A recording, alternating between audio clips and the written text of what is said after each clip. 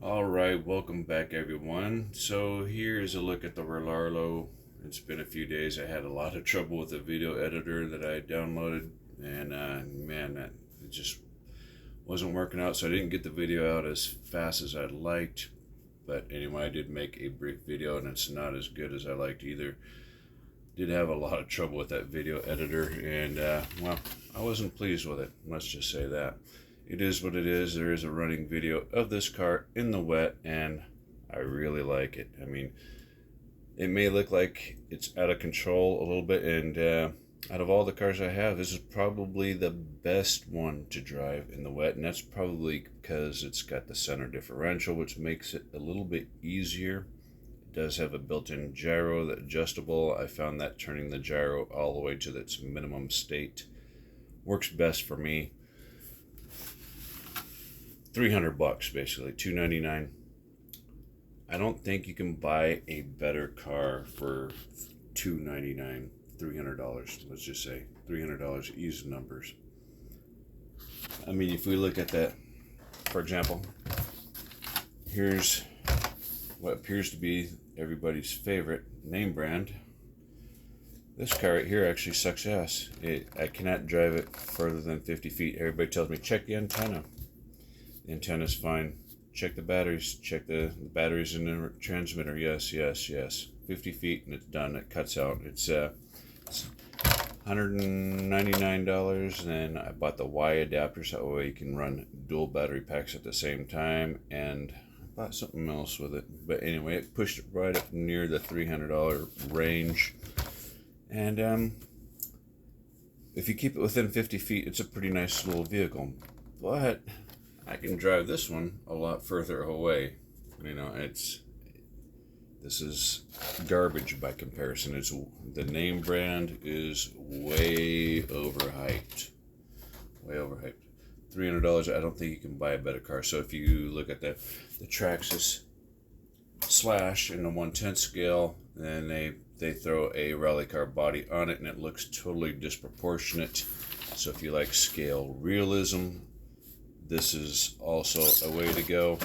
And you might think, well, a Tamiya rally car would probably be just as good, and then no, because you don't get as much suspension travel as this, and by the time you buy a radio, battery, charger, let's just assuming this is your very first car, by the time you buy a radio, battery, charger, servo, everything you need to get it going, you're going to spend well over $300. And if you want to add lights to your rally car, your Tamiya rally car, you're definitely going to spend more money. Same with the Traxxas, by the way. If you got their light kit for their Ford Focus or Ford Fiesta rally car, yeah, you're probably looking at another $100 easily, just because you're paying for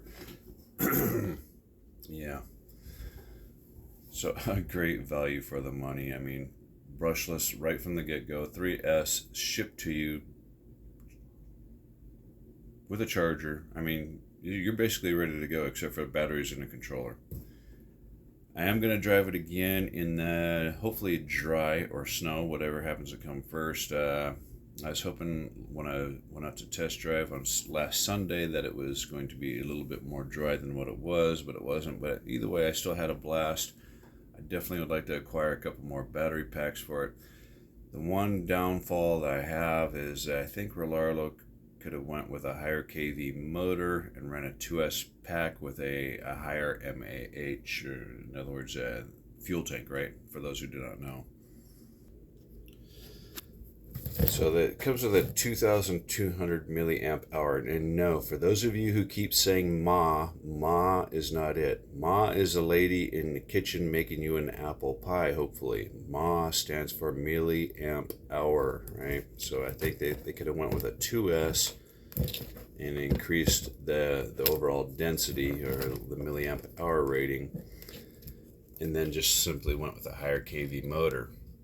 So this car, I'm guessing, does somewhere near 40 miles an hour right out of the box with 3S, right? It's a 3S pack.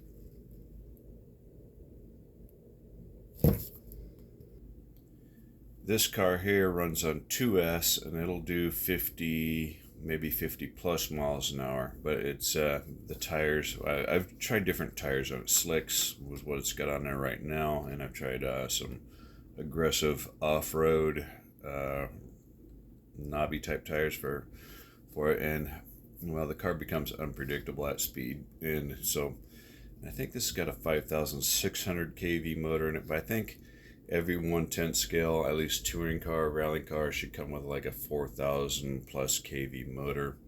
Even the Red Cat Racing short course truck that I have has I think a 4,300 kV motor, and it runs 2S. It's perfectly fast for what it is, and I just think, yeah, just go with a higher kV motor. That's the only really downside I see, and then a bigger 2S pack.